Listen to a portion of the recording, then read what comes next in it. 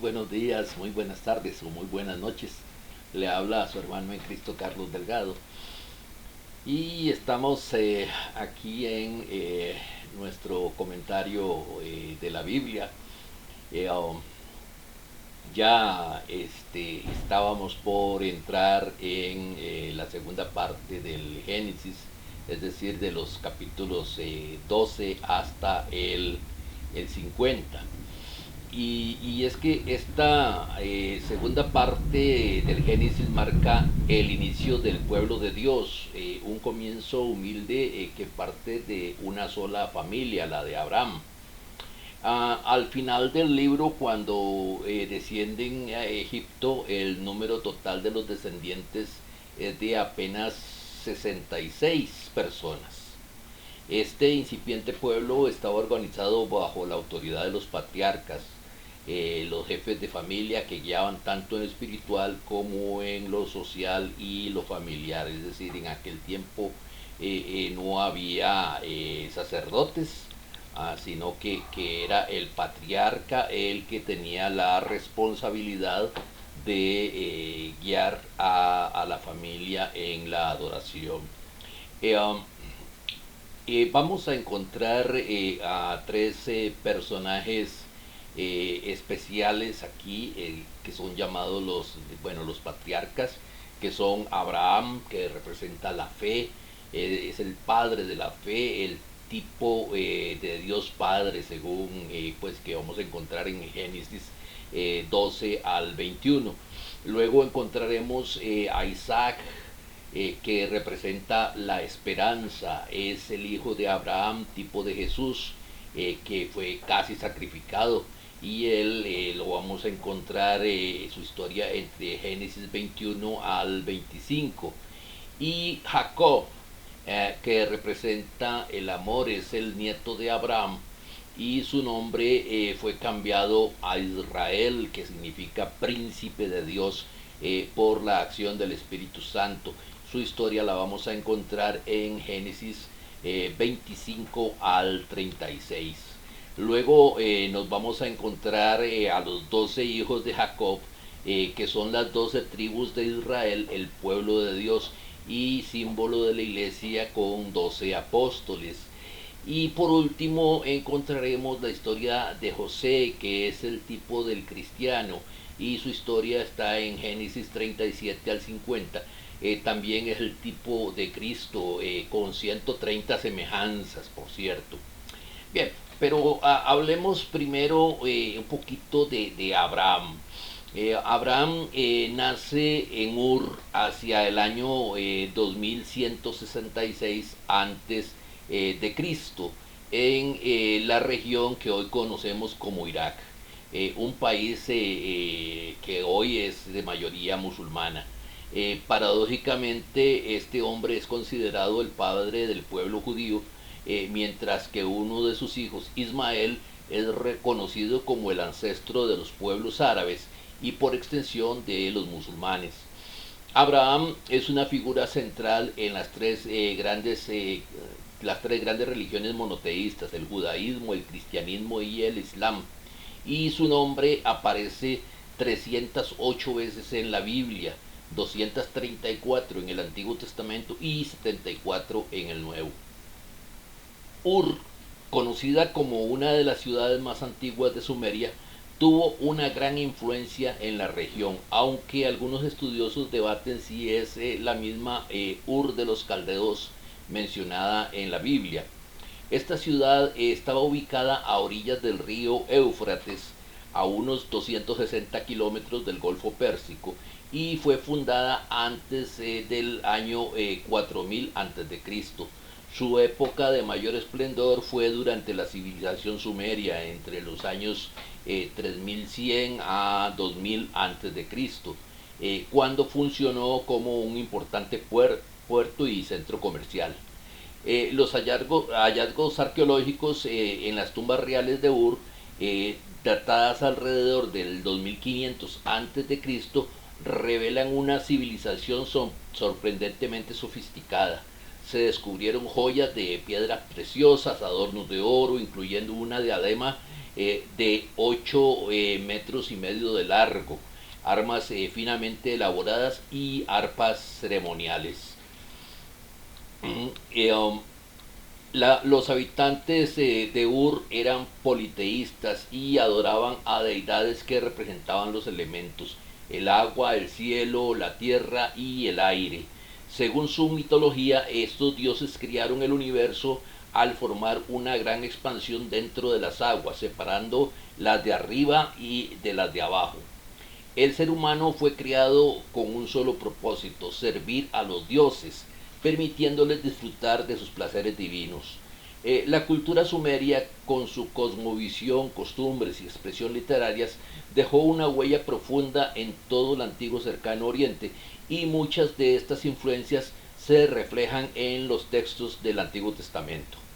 En el capítulo 17 del Génesis, durante el establecimiento del pacto de la circuncisión, Dios cambia el nombre de Abraham a Abraham, que significa padre de muchedumbres de pueblos.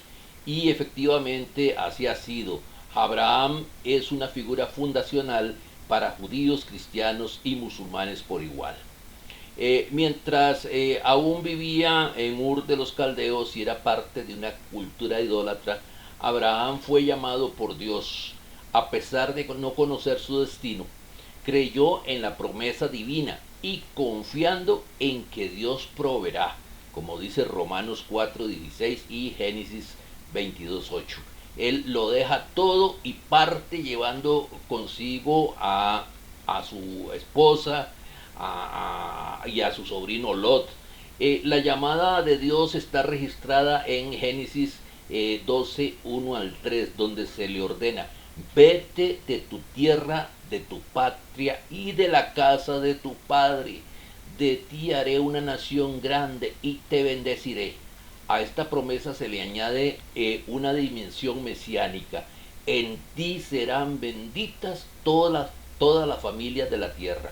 Esta promesa se repite 3 veces a lo largo del relato bíblico y viene a cumplirse en Mateo 1:1 con el nacimiento de Jesucristo, descendiente de Abraham. Sin embargo, al inicio Abraham no obedeció completamente la orden de Dios. Salió de Ur, pero llevó consigo a su padre Taré y a su sobrino Lot.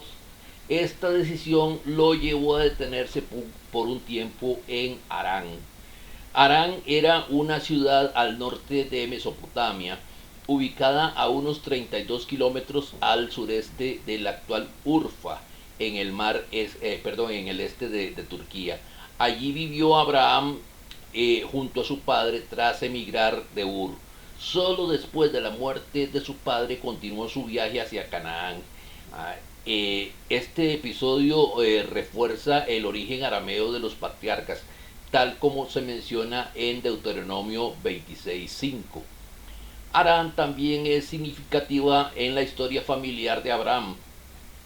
Rebeca, la esposa de Isaac, fue traída desde allí y Jacob huyó a Harán, donde se casó con Lea y con Raquel, hijas de su tío Labán, según Génesis 27:43, 28:10 y 29:4.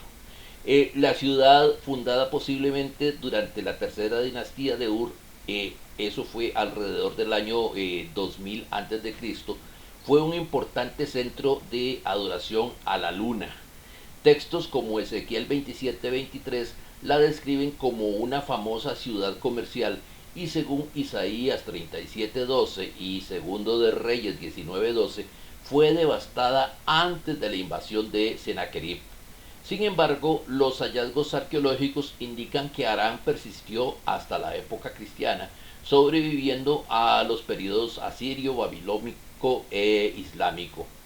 Abraham estuvo casado con Sarai, cuyo nombre significa princesa.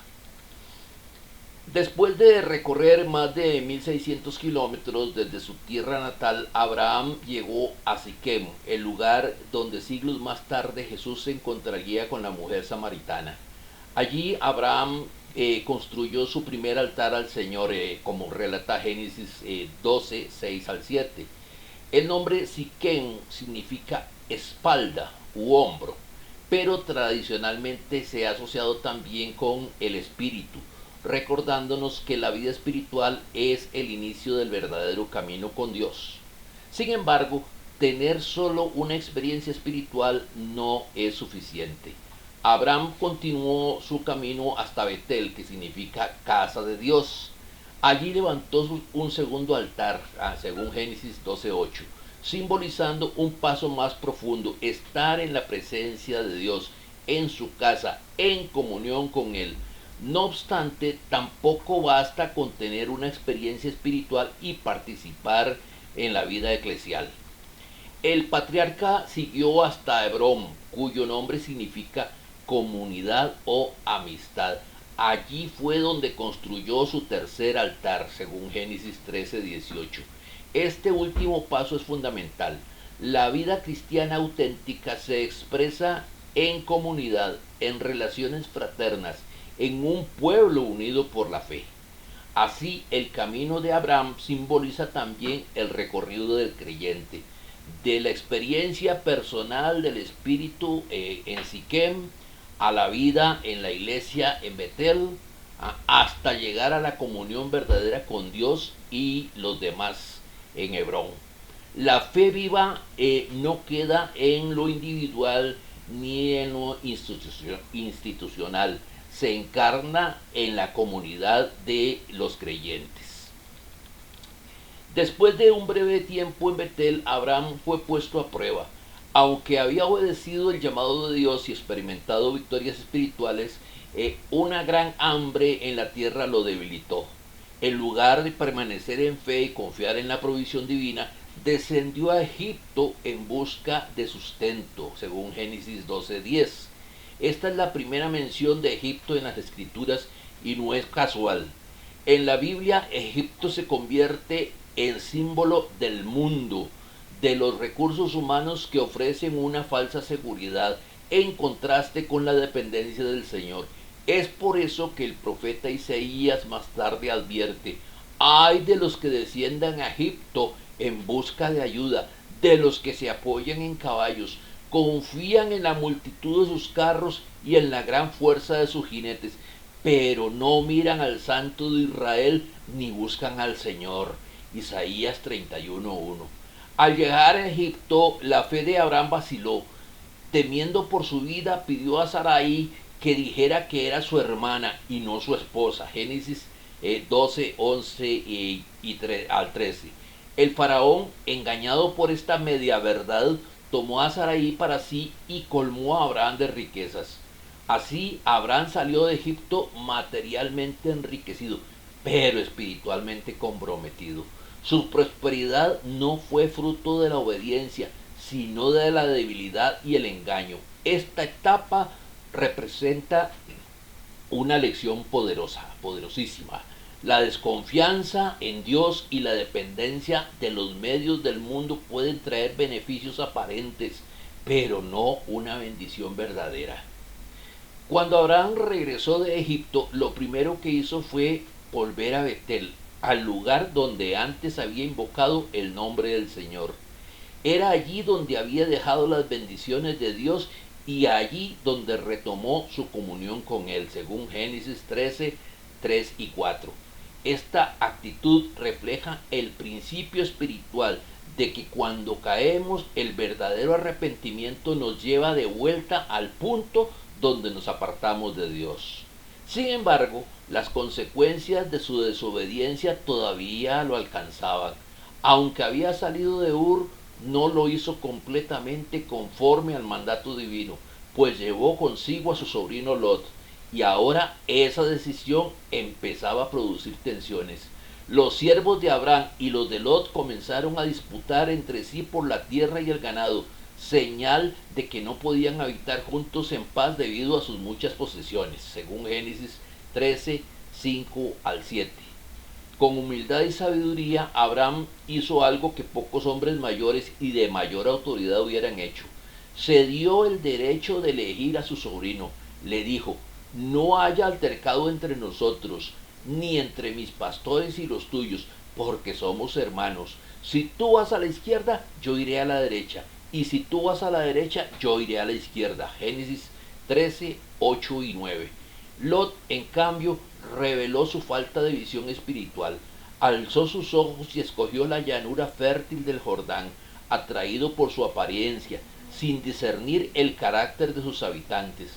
Aquella decisión, motivada por la vista y no por la fe, lo acercó a Sodoma, una ciudad cuyo pecado era notorio delante de Dios, según Génesis 13, 10 al 13.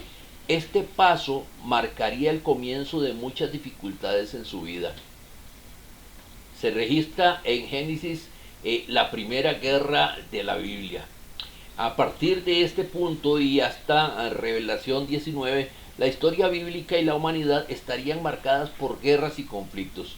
Según la Sociedad de Derecho Internacional, en un periodo de 4000 años de historia documentada, solo ha habido 268 años de paz, a pesar de la firma de más de 8000 tratados de paz diferentes. Esta estadística revela la persistente inclinación del ser humano hacia la violencia. En este primer conflicto bélico, 9 naciones estuvieron involucradas.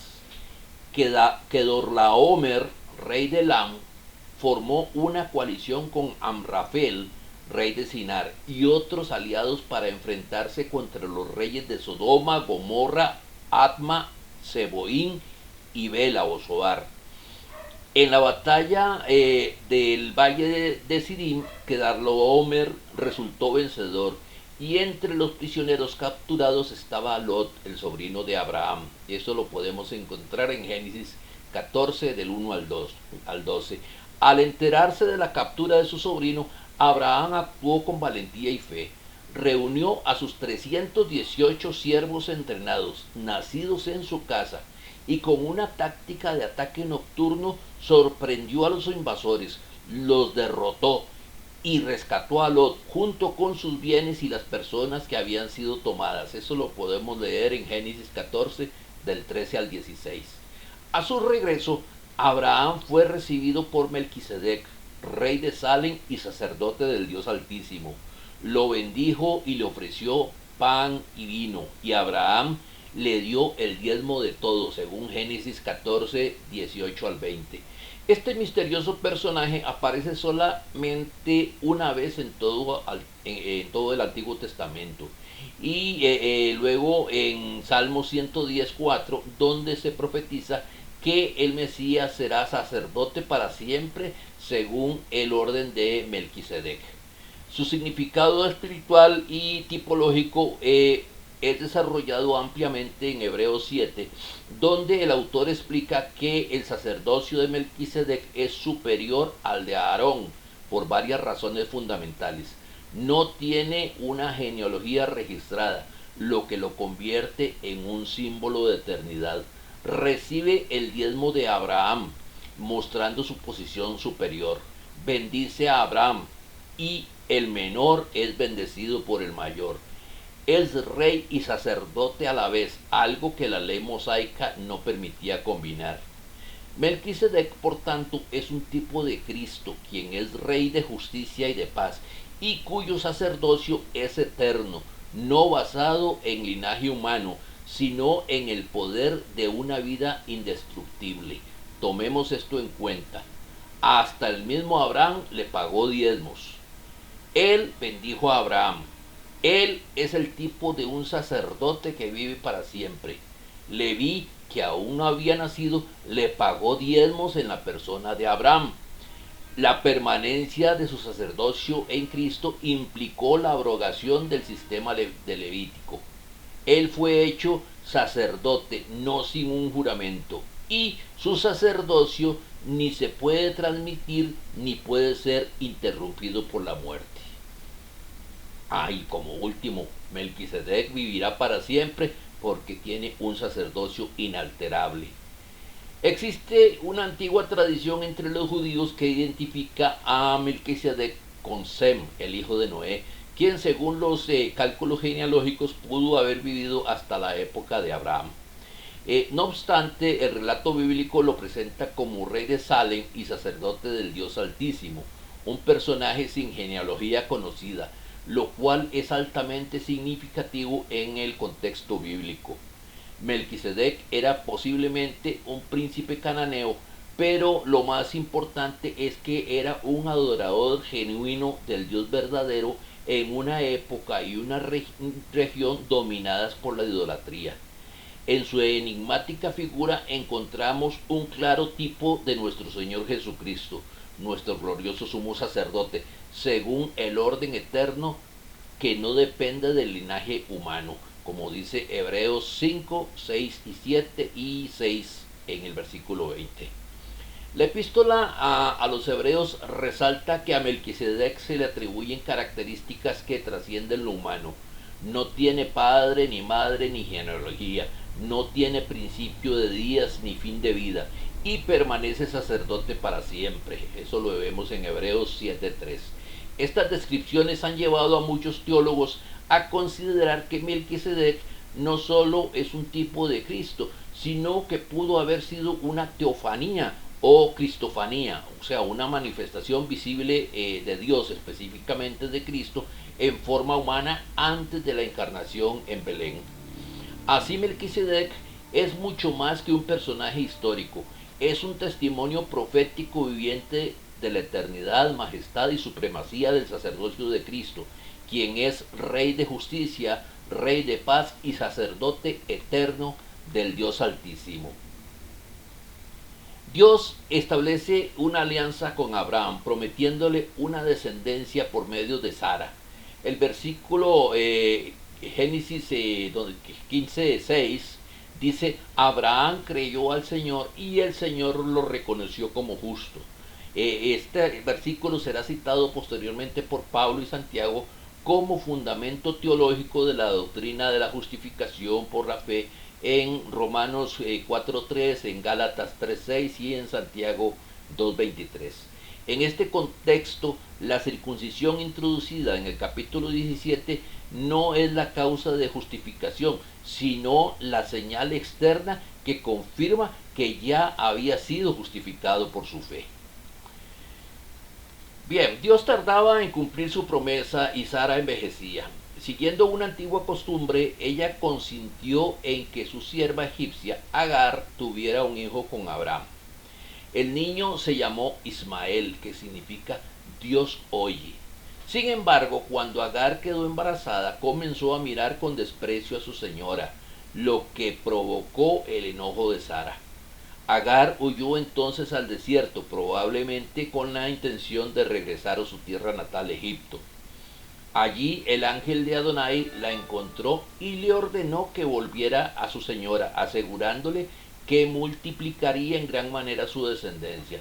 También le anunció el carácter de su hijo: será un hombre indómito, su mano contra todos y la mano de todos contra él, y habitará frente a todos sus hermanos. Agar obedeció y regresó. Cuando Ismael nació, Abraham tenía 86 años. 13 años después, Ismael fue circuncidado junto con su padre en Génesis 17, 23 al 25. Bien, vamos a dejarlo por acá. Mañana, si, perdón, mañana no, en la próxima video, si Dios lo permite, vamos a continuar con nuestro estudio, y vamos a ver cómo es que la vida de Abraham va evolucionando, y llega a convertirse en una gran nación. Recuerde, mi querido amigo, mi querido hermano, nosotros estamos reuniéndonos todos los domingos a las 9 de la mañana en el local de la Iglesia de Cristo, que está ubicado diagonal al Liceo Manuel Benavides, cerquita del hospital, aquí en Heredia, entre la avenida 16 y donde termina la calle 16. Puede visitarnos el domingo que guste, y estaremos adorando al Señor, estaremos glorificando su santo nombre, y podremos compartir, además de un rato de adoración, podremos darnos un abrazo fraternal, y además de eso podremos tomarnos también un cafecito juntos y glorificar el glorioso nombre de nuestro Señor. Que el Señor les siga bendiciendo, y nos vemos pronto.